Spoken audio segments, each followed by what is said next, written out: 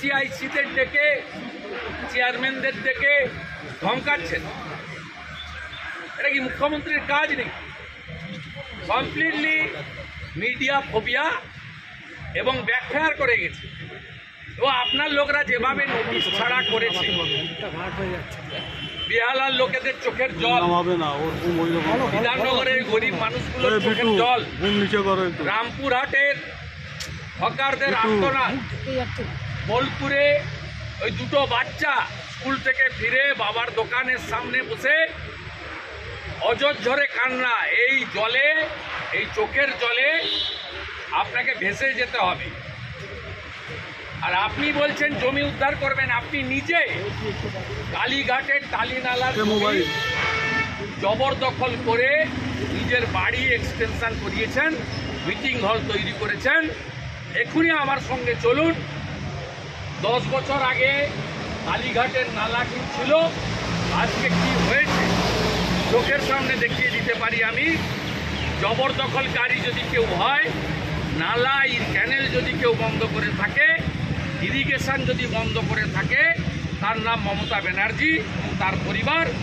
আপনাকে দেখে সুজিত বোস ওখানে লেক টাউনে দত্তাবাদে নিকাশি বুঝিয়ে প্লট করে কোটি কোটি টাকায় জমিগুলো বেচেছে। তাই সুজিত চোর আর আপনি সাধু এটা হতে পারেন, এক যাত্রায় পৃথক ফল হতে পারে।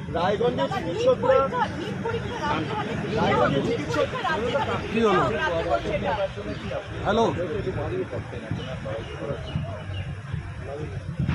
এটা আলোচনার বিষয় না, এটা প্রাইমারি চল না আর ওখানে প্রতীক দিয়ে লড়াই হয়। ওখানে তো জনগণ লোকসভা ভোটে বলে দিয়েছে পূর্ব মেদিনীপুর কার সঙ্গে আছে।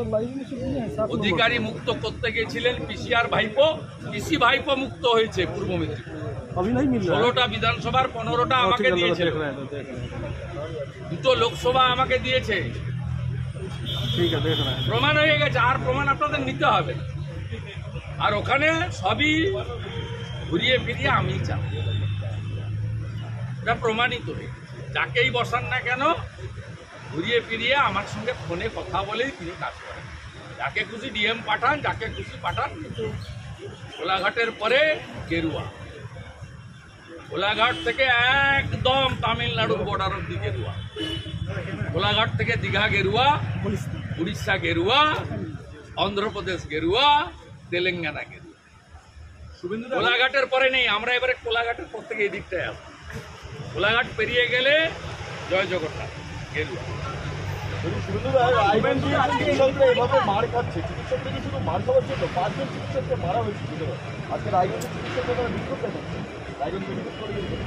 আপনি এই প্রশ্নটা শ্যামাপ্রসাদ ডক্টর এসপি দাসকে, একটা আনঅথরাইজ পার্সন, তিনি কন্ট্রোল করছেন স্বাস্থ্য দপ্তর। Doctor SP Das is controlling স্বাস্থ্য দপ্তর। আপনি নারায়ণ স্বরূপ নিগমকে জিজ্ঞেস করুন, চন্দ্রিমা ভট্টাচার্যকে জিজ্ঞেস করুন, ডাক্তার শান্তনু সেনকে জিজ্ঞেস করুন, ডাক্তার নির্মল মাঝিকে জিজ্ঞেস করুন। আপনারা জানেন না স্বাস্থ্য দপ্তরটা অ্যাকচুয়ালি কে।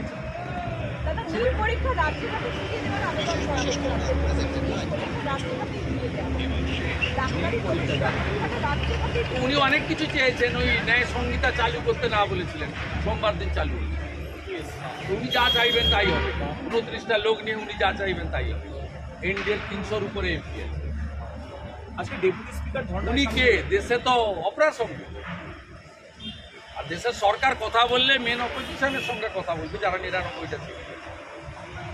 উনি তো জাতীয় স্তরে অপরাশন, ইরেলিভেন্ট।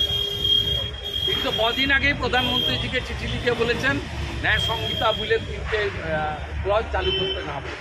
তারপরেই তো ভারত সরকার নির্দেশিকা জারি করেছে যে সোমবার থেকে এটা কার্যকর। তো উনি বলে ফেললেই সব হবে। আপনার কলকাতার চ্যানেলগুলো এটাকে বিরাট ইম্পর্টেন্স দিতে পারে, জাতীয় স্তরে এটা ইরেলিভেন্ট। সবই সম্ভব। আপনাদের ক্যামেরা ঢোকা বন্ধ ছিল বিজেপির প্রতিবাদের জন্য। আমাদের দিদিরা, দিদি ভাইরা, তারাও সোমবার রোশনারা বিবির উপরে অত্যাচারের সিবিআই তদন্তের দাবি করে। আশা করি সেদিন এক যাত্রায় পৃথক ফল হবে না। মাননীয় অধ্যক্ষ দুটো চোখ খোলা রাখবেন, একটা চোখ অন্তত বন্ধ করবেন। আর যদি সেটা হয় তাহলে কি হবে? হ্যাঁ, আর যদি সেটা হয় সেটা যেমন হবে তেমন ব্যবস্থা হবে, কন্টিনিউয়াস প্রসেস। তুমি জানি আমাদের চিফ তারপরে তো উনি ইনাদের দিয়েছেন, আমাদেরও দেবেন। যেমন রাজভবনে উনি পেয়েছিলেন আপনার মহামান্য কলকাতা হাইকোর্ট আন্ডার কনসিডারেশন রেখেছেন। আমি হোপফুল যে আমাকে 1 ঘন্টা হলেও অ্যালাউ করবে।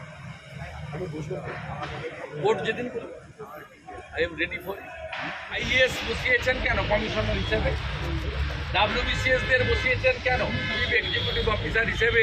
প্রতিটা পৌরসভা ইও হিসেবে এক্সিকিউটিভ অফিসার। আপনি আপনার নির্দেশ আপনি মুখ্য সচিবকে, পৌর নগর উন্নয়ন সচিবকে, আপনার কলিগ জুনিয়র মিনিস্টারকে আপনি দেবেন। রাজ্যে 60টা ইম্পর্টেন্ট দপ্তর রয়েছে, 10.5 কোটি 11 কোটি জনগণ। ফেডারেল স্ট্রাকচারের কথা বলেন, আপনি OCIC-দের ডেকে, চেয়ারম্যানদের ডেকে ধমকাচ্ছেন। এটা কি মুখ্যমন্ত্রীর কাজ নেই? কমপ্লিটলি মিডিয়া ফোবিয়া এবং ব্যাকফায়ার করে গেছে। ও আপনার লোকরা যেভাবে নোটিশ ছাড়া করেছে, বেহালার লোকেদের চোখের জল, হবে না ওরকম ওই রকম বিধাননগরের গরিব মানুষগুলোর চোখের জল, নিচে করো একটু রামপুরহাটের হকারদের আন্দোলন, বোলপুরে ওই দুটো বাচ্চা স্কুল থেকে ফিরে বাবার দোকানের সামনে বসে অজস্র কান্না। এই জলে, এই চোখের জলে আপনাকে ভেসে যেতে হবে। আর আপনি বলছেন জমি উদ্ধার করবেন। আপনি নিজে কালীঘাটের টালি নালার জমি জবরদখল করে নিজের বাড়ি এক্সটেনশন করিয়েছেন, মিটিং হল তৈরি করেছেন। এখনই আমার সঙ্গে চলুন। 10 বছর আগে কালীঘাটের নালা কি ছিল, আজকে কি হয়েছে চোখের সামনে দেখিয়ে দিতে পারি আমি। জবরদখলকারী যদি কেউ হয়, নালা ক্যানেল যদি কেউ বন্ধ করে থাকে, ইরিগেশন যদি বন্ধ করে থাকে, তার নাম মমতা ব্যানার্জি, তার পরিবার। আইএস বসিয়েছেন কেন কমিশনার হিসেবে? WBCS-দের বসিয়েছেন কেন চিফ এক্সিকিউটিভ অফিসার হিসেবে? প্রতিটা পৌরসভা ইও হিসেবে এক্সিকিউটিভ অফিসার। আপনি আপনার নির্দেশ আপনি মুখ্য সচিবকে, পৌর নগর উন্নয়ন সচিবকে, আপনার কলিগ জুনিয়র মিনিস্টারকে আপনি দেবেন। রাজ্যে 60টা ইম্পর্টেন্ট দপ্তর রয়েছে, 10.5 কোটি 11 কোটি জনগণ। ফেডারেল স্ট্রাকচারের কথা বলেন, আপনি